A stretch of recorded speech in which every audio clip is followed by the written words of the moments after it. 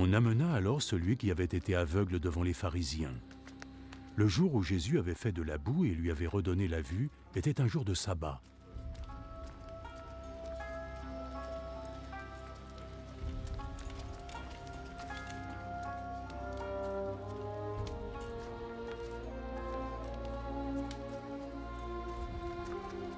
De nouveau, les pharisiens lui demandèrent comment il avait recouvré la vue.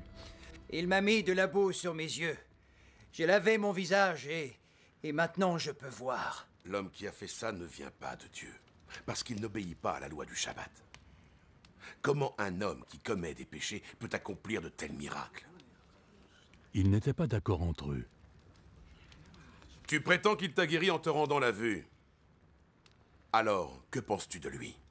C'est un prophète. Cependant, les autorités juives refusèrent de croire qu'il avait été aveugle et qu'il avait recouvré la vue, jusqu'à ce qu'ils eussent entendu et convoqué ses parents. Est-ce bien votre fils? Vous prétendez qu'il est né aveugle. Alors comment se fait-il qu'il puisse voir? C'est bien notre fils, et je peux vous assurer qu'il est né aveugle. Mais nous ne savons pas ce qu'il s'est passé pour qu'il voie aujourd'hui, et nous ne connaissons pas celui qui a réussi à le guérir. Demandez-le lui. Il est assez grand et il est capable de vous répondre lui-même. Ses parents répondirent cela parce qu'ils craignaient les autorités juives, qui s'étaient mises d'accord pour exclure de la synagogue toute personne qui reconnaîtrait que Jésus était le Messie. Voilà pourquoi ses parents dirent « Il est assez grand, demandez-lui ». Les pharisiens convoquèrent une seconde fois l'homme qui avait été aveugle. Maintenant, jure devant Dieu que tu diras toute la vérité.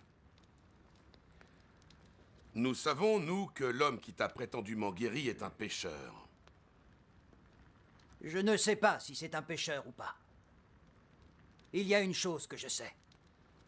Avant, j'étais aveugle. Et maintenant, je vois.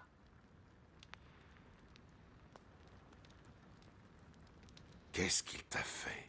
Comment a-t-il fait pour que tu recouvres la vue? Je vous l'ai déjà dit et vous ne m'avez pas écouté. Pourquoi voulez-vous l'entendre encore? Peut-être que vous aimeriez aussi être un de ses disciples. Ils l'injurièrent et dirent « C'est toi qui es son disciple.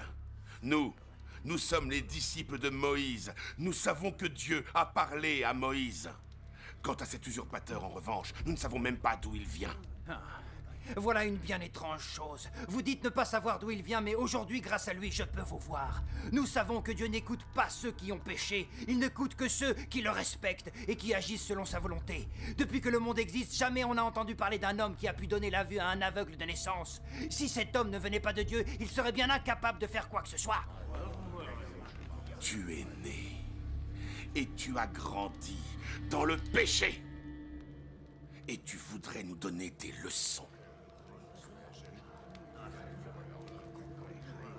et ils le chassèrent de la synagogue.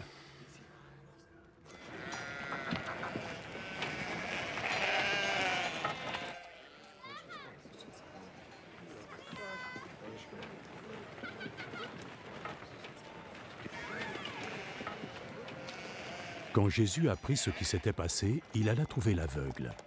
Est-ce que tu crois au Fils de Dieu? Dis-moi qui il est, Seigneur, afin que je puisse croire en lui. Mais tu l'as déjà rencontré. C'est celui qui te parle en ce moment même.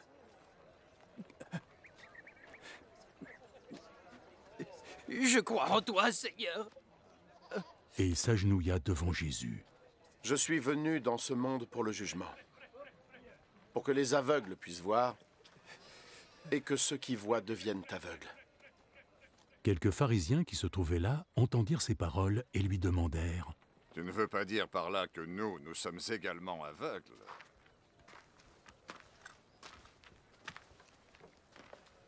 Si vous étiez aveugle, vous seriez innocent.